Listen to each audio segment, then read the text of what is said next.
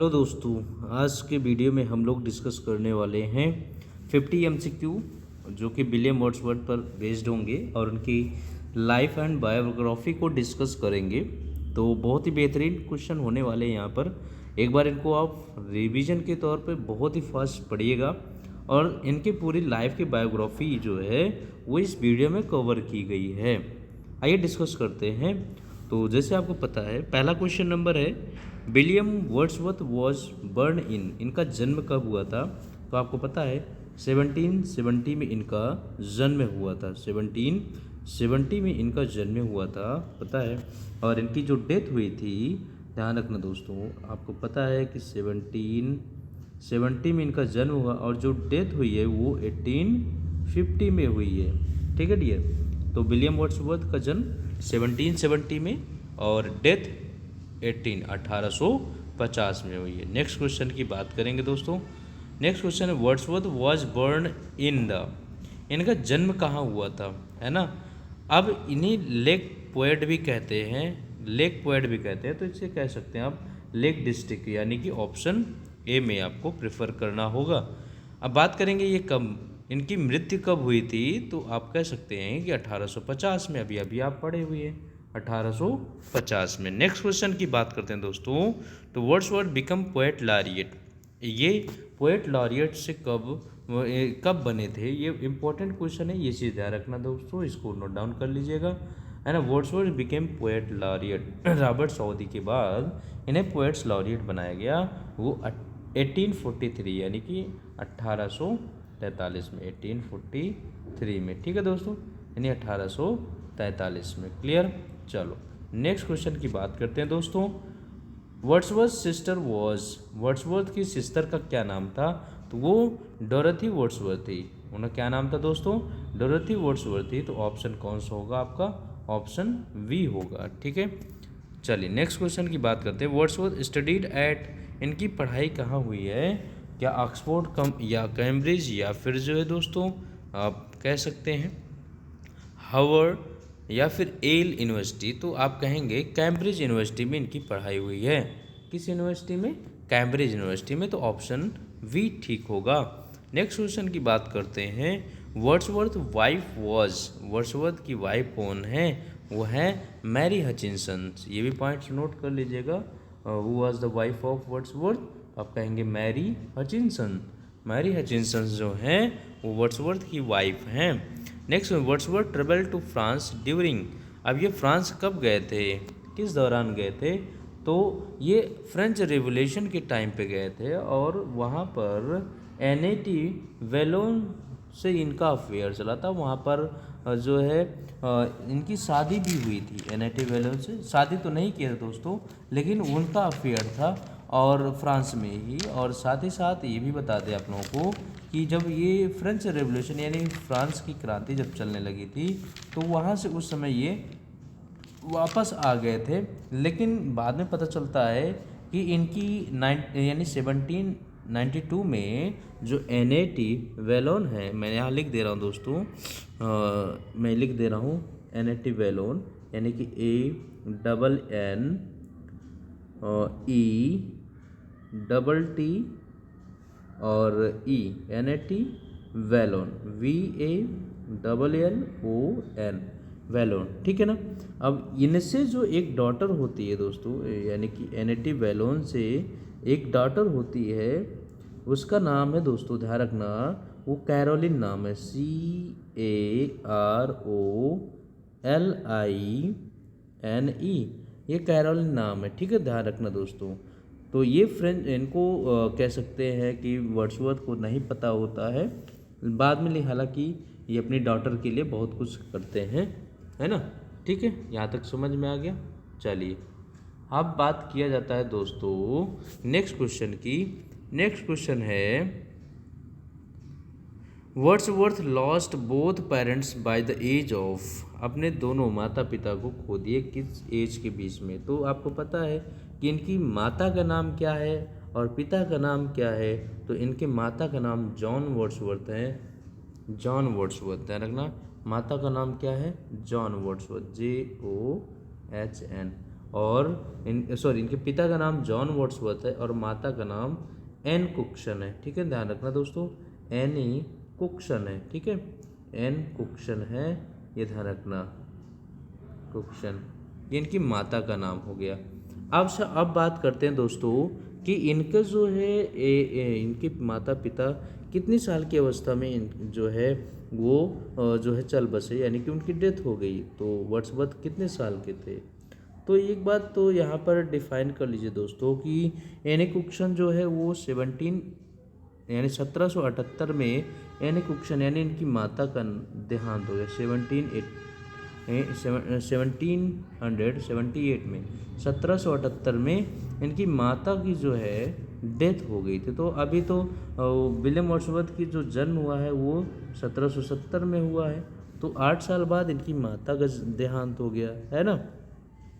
अब 8 साल बाद इनकी माता का देहांत हो गया। अब पिताजी यानी कि इनके जो फादर हैं जॉन वर्ड्सवर्थ, इनकी भी डेथ नियर अबाउट लगभग ऐसी हुई थी, लगभग 10।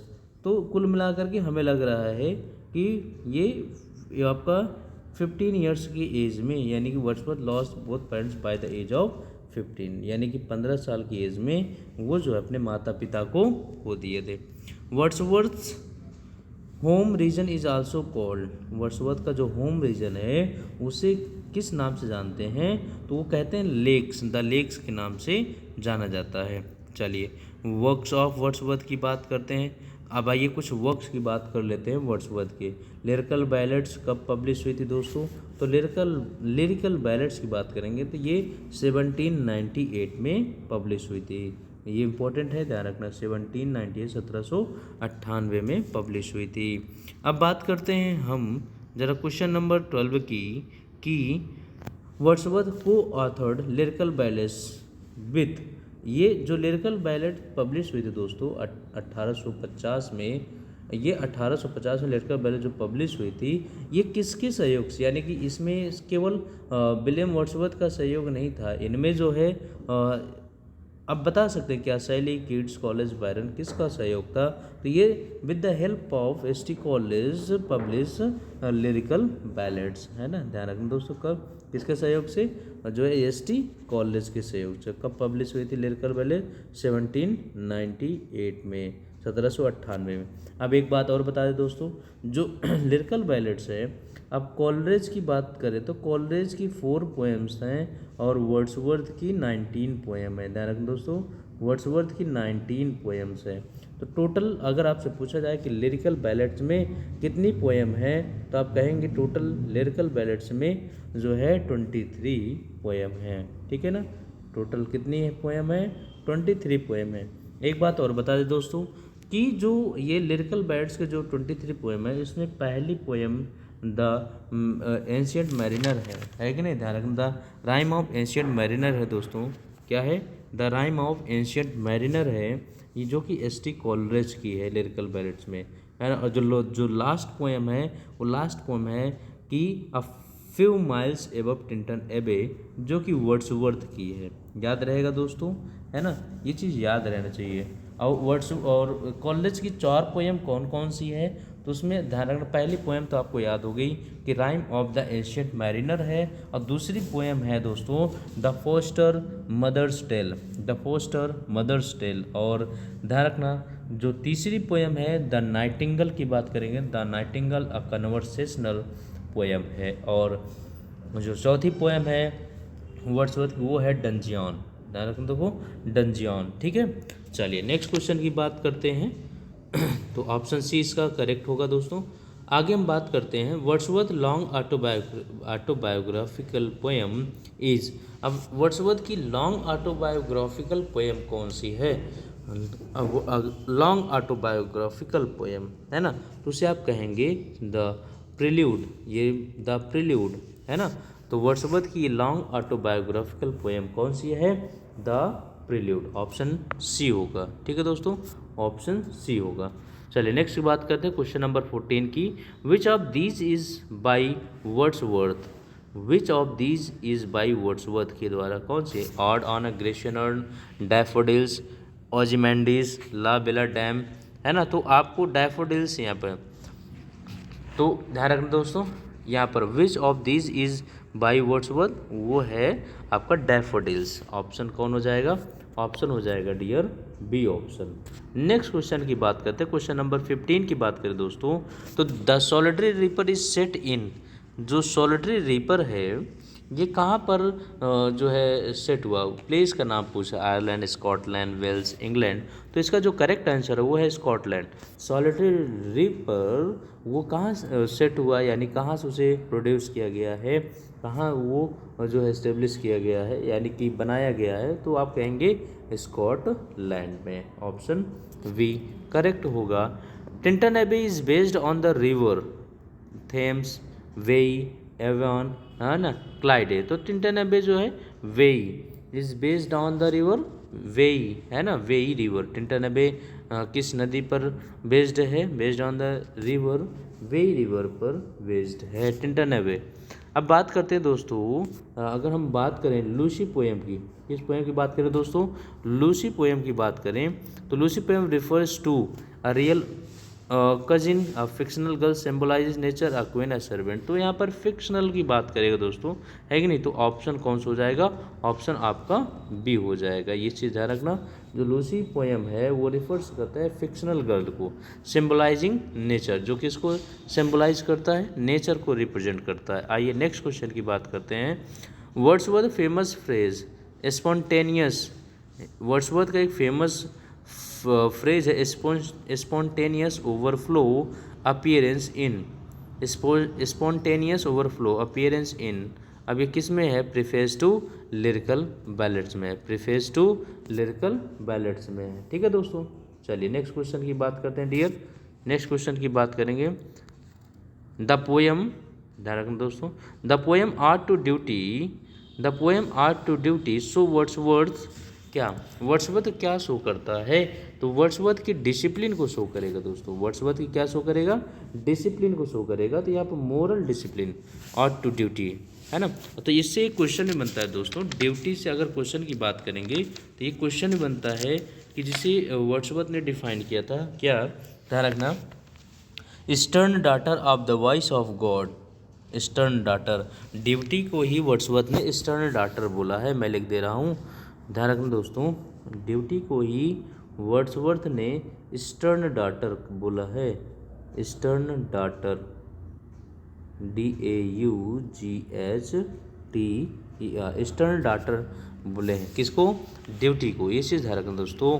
Wordsworth Michael is sonnet narrative poem ballad. तो आप यहाँ नैरेटिव पोएम की बात करें, वर्ड्सवर्थ माइकल इज, माइकल कौन है? तो वो है नैरेटिव पोएम है। Wordsworth Michael is narrative poem है ना।